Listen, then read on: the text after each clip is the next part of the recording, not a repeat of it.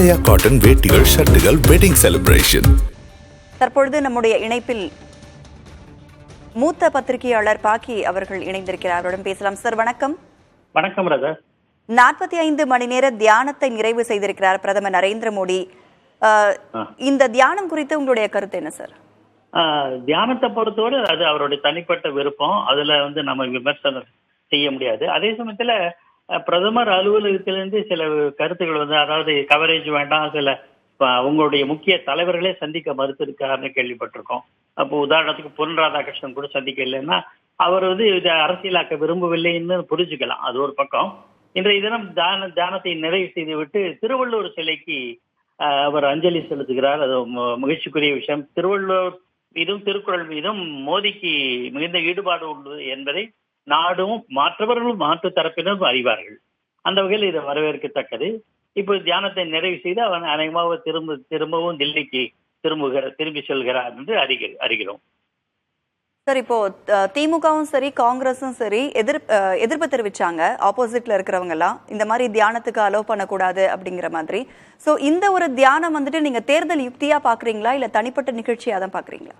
இல்ல, முதல்ல அது ஒரு சர்ச்சையா கருதப்பட்டது. ஆனா திமுக அதை ஒரு சீரியஸா எடுத்துக்கல. இது அவரோட தனிப்பட்ட விருப்பம் என்றுதான் அவங்க கருதுறாங்க. இல்லைன்னா அவங்க உரிய பாதுகாப்பு கொடுத்து உரிய வகையில தான் ஏற்பாடு செஞ்சிருக்காங்க. அதே மாதிரி பாஜகவினரும் இதுல அதிகமாக காணப்படல. அதிகமான இந்த அரசியல் அணுகுமுறைகள் இந்த தியானத்துல இல்லை. அவர் முழுக்க அவரோட பிரைவேட் விசிட், அவரோட தனிப்பட்ட பயணம், தனிப்பட்ட தியான பிரார்த்தனை என்றுதான் எல்லாரும் கருதுகிற அளவுக்கு மாறி இருக்கு. சர்ச்சை தணிந்திருப்பதாக நான் கருதுகிறேன்.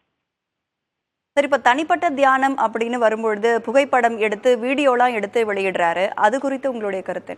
அப்போ அது ஒண்ணும் செய்ய முடியாது. ஏன்னா பிரதமரா இருக்காரு, ஒரு செலிபிரிட்டியா இருந்தார், யாராக இருந்தாலுமே இந்த இடத்துல வேற தலைவர்கள் இருந்தா கூட அதை நிச்சயம் கவரேஜ் கொடுக்கத்தான் வருவாங்க. நம்ம எல்லாம் ஊடகவியலாளர்களுக்கு நமக்கு அந்த இது போன்ற நிகழ்வுகளை செய்தியா சேகரித்து பிரசரிப்பதோ அல்லது காட்டுவதோ இயல்பு. அந்த வகையில் அது ஒரு பெரிய சர்ச்சையாகவோ நம்ம கருத முடியாது. வேறு தலைவர்கள் வந்தாலும் இது போன்றதான் நடக்கும். ஆனா தேர்தல் என்பதனாலதான் சர்ச்சையாக கருதப்பட்டது. ஆனா அந்த சர்ச்சை பெருமளவுக்கு தவிர்க்கப்பட்டதாகத்தான் நான் புரிந்து கொள்கிறேன். ஏனென்றால் வேற யாரும் அரசியல் தலைவர்கள் யாரும் இல்லை. அவரும் எதுவும் பேசல. 3 நாட்கள் மௌன விரதம் வந்திருக்க.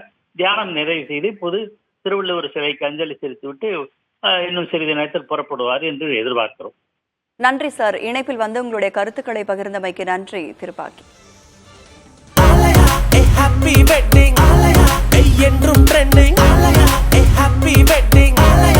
ஆலயா காட்டன் வேட்டிகள் ஷர்ட்டுகள் வெட்டிங் செலிப்ரேஷன்.